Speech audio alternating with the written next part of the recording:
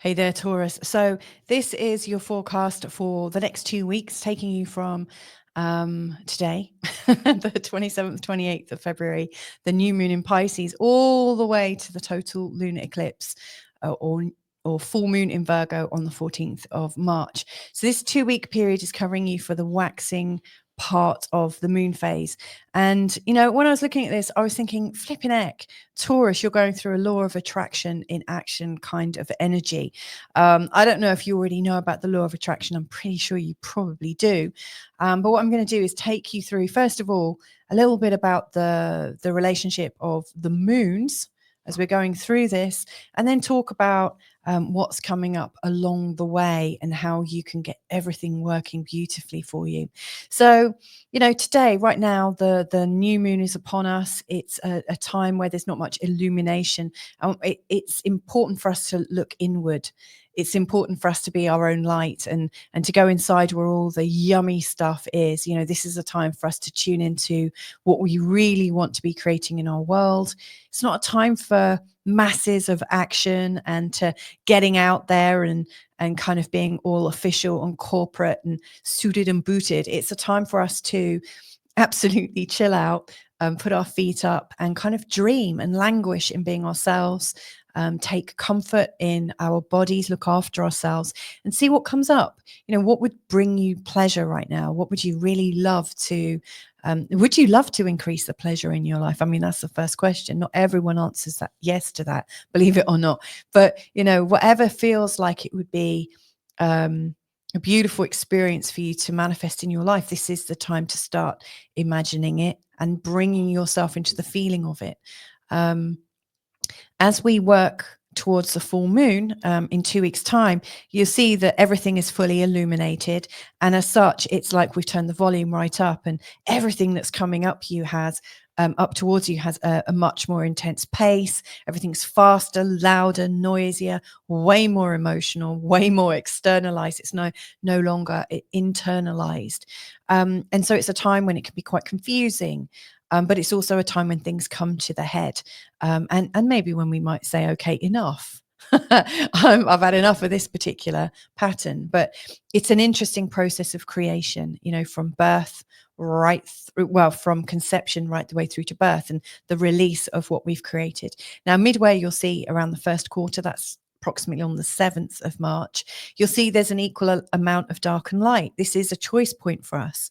You know, are we ready to start moving forwards with the ideas that we've gathered so far, with the energy that we've put into our existence? And if we are, then it's time to start taking purposeful actions and start moving towards what it is we're desiring. So you can see how that works. The next 2 weeks, if you want to be a bit rational, you'll see that these moon phases are clearly seen on the diary. So we've got today's new moon, like really in the early hours of the 28th of February for me in the London time zone. It might just be late at night on the 27th for you if you're in America, I think. The 7th of March is that choice point where we might decide what we're committing to and maybe not what we're going to go forwards with. And then the total lunar eclipse or full moon in Virgo that's coming up in 14 days time. Now, along the way, there are other things going on, important things like Venus going retrograde. It's a lovely conjunction between Mercury and Neptune. And then Mercury, you know, is going into the sign of Aries. That's quite a big one and very interesting. We've got this lovely Sun trine Mars energy that's great. And, you know, a word about Mars. Mars has just gone direct, having been retrograde since December the 6th. I have to say, I took the hit on that one massively. I don't know how it was for you. And then we've got some lovely things like Venus, your ruling planet, is in this really gorgeous conjunction with Mercury on the 11th, and I think this is pretty spectacular and interesting and intense leading up to the full moon, a conjunction between the Sun and Saturn. So let's just see how this looks on the chart for you. So this new moon, and I mean, look at the intensity of everything that's in the sign of Pisces. So this is a chart to represent the Taurian energy. It's a whole sign perspective. What that means is, the first house is all of Taurus, the second house is all of Gemini. So I'm just kind of illustrating it in a way to try and help it make sense for you. But this new moon is showing up in a part of your chart to do with connections and co-creations. So, at one level, loads of astrologers will say that this part of your chart is all about friendships, and networks, and sometimes your hopes and fears, and I think hopes and fears, they are things that we manifest, and they often come from interaction. Like if we didn't have anyone else in our life, we wouldn't know to be frightened of things. Or we might not hope for things. We would have quite a sort of plain and level experience of life. Other people and the connections we have with other people are the things that send us into comparisons and judgments and things like that. We're always valuing things because, valuing interactions because of the people we have around us. And so having all of these planets in this part of the chart is showing there's a lot of work going on right now about what we're connected to and what we're evaluating. And co-creating. So where the energy is coming up really thick and fast and strong because of the people in your life, you are naturally creating something together. You're naturally birthing something. Anytime the energy sort of comes into a crescendo, we are creating waves of manifestation energy. And so that's why I think this is a law of attraction, because, you are also collaborating with the universe or source energy or whoever, whatever, God, whatever you want to call the energy of life itself. Once you declare to yourself what it is you want to bring in, the cooperative components of the universe, for instance, I believe that they're listening, or it's listening, it's feeling your vibration, it's feeling your intention. And if you feel it clearly enough, I really do believe this is coming in, this is starting to manifest. So I really do like this part of the chart because I see it as a place of manifestation where we're not just creating from ourselves, we're not kind of secretly creating and feeling into our own joy, but we're feeling into the joy that we might have when we're playing with life in its entirety, with all our friends around us and maybe with other networks and associates and cooperative components that come in because they feel our vibration, they know it because they've got a similar one, and boom, there you go, there's an exciting happening. So yeah, this is a time, if I was in your shoes right now, I would be spending my time around this new moon thinking about the things that light me up, really truly, what lights me up, what lights me up in such a way that it would light up the people around me as well. How could I have more fun with the people in my life? How could I experience more joy with the people around me? I mean, this is also a place of philanthropy and grand visions and earth visions and tribe connections. And so, this house also has a lot to do with the big vision that you might be creating with other people in humanity. So you might very well be organizing yourself in groups of people who you share beliefs with, and anywhere where that feels good to do. And by good, I don't mean anywhere where you're so flipping angry that you're coming together and locking horns. I mean, that would totally work. But is it bringing you joy, or is it kind of bringing a feeling of, I don't know, just desserts? Anywhere where you're feeling that sense of anger, I wonder what that's doing to you now. And the reason I ask that is because your ruling planet right now, Venus, and she is obviously all about joy. She is about compassion. She's about love and connection. She's also about flow of energy, but she is essentially, I think, she's known as a benefic alongside Jupiter, but she's also known about well-being. And nobody really gets well-being from doing something out of fear or through retribution, So Venus, she's coming up to a really reflective point, and she's in a really reflective part in your chart as well. So whatever you're creating, I absolutely would encourage you to create from what's going to make you feel great, what's going to make you step out of your problems, not rectify your problems, but what's going to move you beyond what you perceive as your problem right now, so that you create something so magnificent that your problem just seems minuscule by comparison. It's not to say that you're gaslighting yourself or turn your frown upside down, not saying that at all. But it's like, how can you focus on your highest good right now that would just lift you up and beyond where your mind and your body and everything has got fixed and a bit contracted. How can you get out of that contraction, and how can you kind of feel yourself breathe again and get a bit excited? Now, Venus in this part of your chart is super sensitive, and I think it's tuning into other veils of reality. So you may well feel that you're a lot more intuitive than usual, and good for you.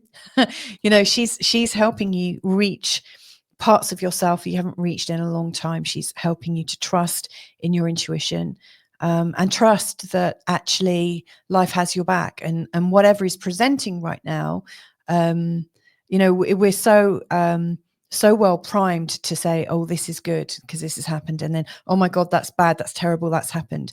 And yet Venus in the 12th house, I think, is helping you to see a slightly longer term view. She's encouraging you to see that actually everything can exist, and it doesn't necessarily have to be right or wrong. You know, the wrong thing that happens in your life can actually be the thing that keeps you in place so that the right thing actually manifests, which again is bringing me back to this idea of manifestation, that something really big is going to happen. And of course, because something great is able to come out of this energy, you might not see it come in the way you're expecting. I'll give you an example. Many years ago, before I met my husband, I was back from living in Bali and back in the UK, and had a really sort of like clear exit plan. I was going to go back to Bali as soon as I could.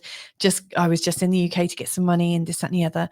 And my big job fell through. There was a recession just announced, and all of a sudden I was at home with my family. Nice to visit, but it was an extended visit that I wasn't prepared for, and my money dwindled, and I stayed a lot longer than I was expecting, and I couldn't quite understand it. And I applied for different jobs to get some money so I could get back to my beloved Bali. And actually what happened was I was stuck in place, but long enough to meet my husband. And of course, I couldn't understand why things weren't working, why things weren't coming to fruition, and this, that, and the other. But the whole time I'd been in Bali, I'd been putting out this great energy, this energy of, I feel love, I feel compassion, I feel at one with my life. I have a great life. I love life. And I would love to connect with somebody who equally loves life. And it just so happened that I needed to be in the UK for that to happen. And yeah, at the time, all these things kept happening. I was like, well, that's not for me. I don't understand why this is happening. My bad luck.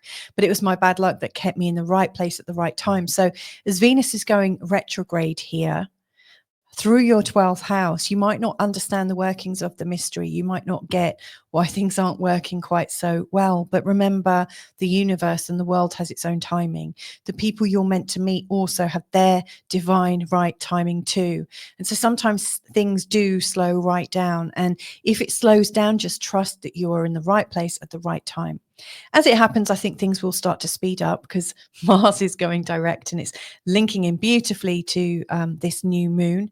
You know, and Mars does, in fact, I talk about this in a love forecast for you. Mars really encourages your 7th house, the idea of divine partnerships coming in, and is also very much involved in the secretive, mysterious process of life. So I do think whatever is coming up right now is a deep dive into the mystery. I think it's okay. I think you should trust it. And I hope that this has been helpful and giving you some hope in terms of what you're working for and towards in this next 2 weeks period. Now, that's really covering the sort of overview, but I just want to take a peek as we get closer to the total lunar eclipse, just to take you a little bit beyond. So, you know, the first chart was very much about this new moon. We're heading into the turning point from the 7th, by which time the moon has made it round here. Venus is going retrograde, and we've got a lovely conjunction between Venus and Mercury on the 11th. That's a real sort of divinely inspired moment. If you are working, if you have a meeting, or if you're trying to work something out for yourself, it's a great day for brainstorming or meeting with a trusted mentor, or getting together with someone you absolutely trust, someone with a brotherly or sisterly energy, someone you feel like an equal with on this journey in life. They're lovely, lovely energies. Around the 8th, so as we're going into the 2nd week, there's a real sort of strong feeling of warmth in yourself and warmth in your community around you. Feels like you can take action in your community. It feels like you're connected to exactly the right souls right now to feel really empowered. So that feels great. I love that. The sun is also moving into a greater conjunction with Saturn. And so again, if you have been creating something since the beginning of the new moon in Pisces, even if you feel it hasn't manifested or it might not be for you, just be gentle and take it slowly. You know, the sun and Saturn, it's firm, but it's also calm. It's not in a rush. It knows it's patient. It knows that things take time. Seedlings don't grow into their full plant overnight. You know, there is a sense of patience. However, there is also this sense of being in the right action, in the right mind flow, and knowing the rightness. I guess that's what I think it's important you tune into. Anyway, the moon is working through this part of your chart, and it's going to come into the fifth house around the time of the total lunar eclipse. And what's happening here is it's going to be expanding and illuminating on all those things that you wanted for yourself. So this is, I think, the real kind of juxtaposition from new moon to full moon is, are you creating something with God? Are you creating something with the universe? Are you creating something with friends, like a global vision that you can step into? Or are you creating something for yourself? You may well find that by the time this lunar eclipse comes in, that you are either wanting peace because it's been quite intense up here and you've been learning a lot. But you might also find that where you've been creating for yourself, you have created a lot of drama, because, you know, the full moon is obviously full of energy, full of emotion. But things are likely to come to a head. I often think when things come to a head in an emotional way here, that we need to let go of what we've created. We need to, a bit like the pregnant belly releases the child. You know, we go into labor. It is hard work to let go of things. But sometimes we need to let go of things to let them into the world, to let other people interact. You know, babies have to come out. We can't hold them to ourselves the whole time. You know, babies need to grow and have their own life. And similarly, whatever you're birthing into your reality right now will also grow its legs. It will need to have its own anchor in the world. So I hope these are helpful little pointers for the next 2 weeks ahead, from moon to moon. I've also created a love forecast for you, taking you through this complete cycle, and also a career and ambition forecast as well. So please do check those out, but wishing you a really magical moon to moon time. And hopefully I'll catch up with you again real soon. Lots of love from me to you. Bye for now.